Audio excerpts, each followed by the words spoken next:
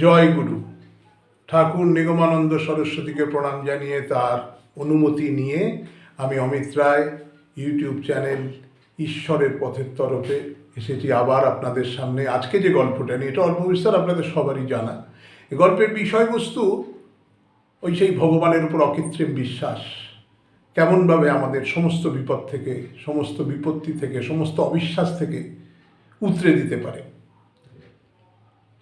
এক গ্রামে এক বিধবা ভদ্রমহিলার একটি সন্তান ছিল। তার কায়ক্লেশে দিন চলে যায় পরের বাড়িতে কাজ করে।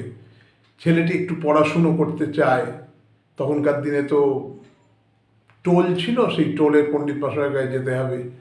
তো সেই বিধবা ভদ্রমহিলা তার ছেলেকে সেই টোলে নিয়ে গেলেন। এবার সেই টোলে যেতে হলে, গুরুদেবের টোলে, একটা বিশাল জঙ্গল পেরিয়ে যেতে হয়। তা ছেলেটি একদিন এসে মাকে বলল, মা তুমি ওই জঙ্গলটা আমাকে পার করে দিই, জঙ্গলে অনেক প্রাণী আছে, আমার ভীষণ ভয় লাগে, ওই জঙ্গলটা আমাকে তুমি পার করে দাও।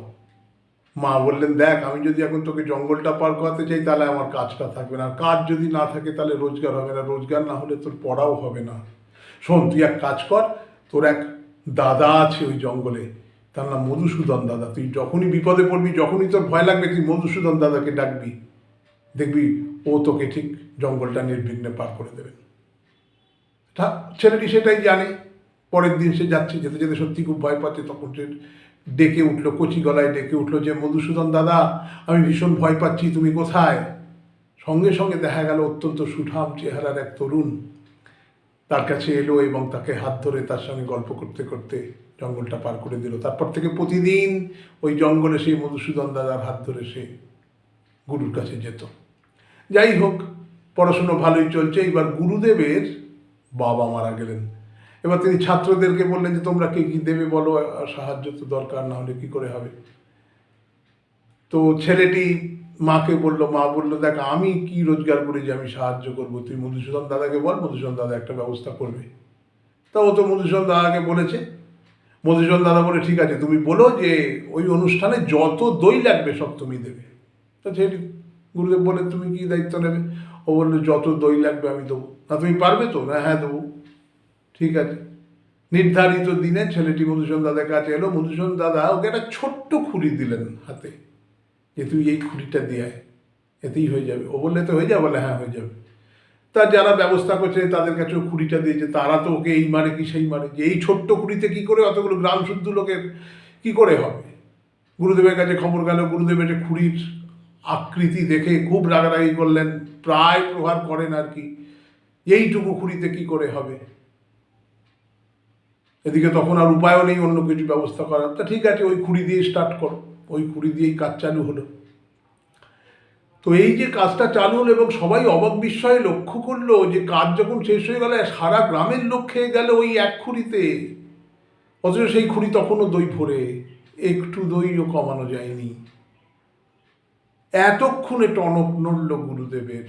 তিনি বুঝলেন যে নিশ্চয়ই কিছু একটা হয়েছে, নাহলে এই ঐশ্বরিক ব্যাপার এছাড়া হতে পারে না। তিনি বললেন, আচ্ছা তোর এই দই তোকে কে দিয়েছে? ও বললো, মধুসূদন দাদা।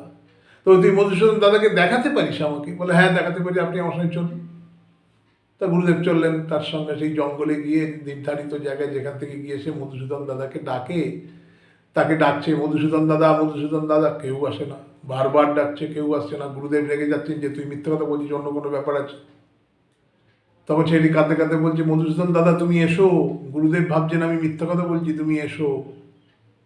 তখন দৈববাণী হলো যে তোমার গুরুদেবের কি সে বিশ্বাস আছে যে আমি আসবো?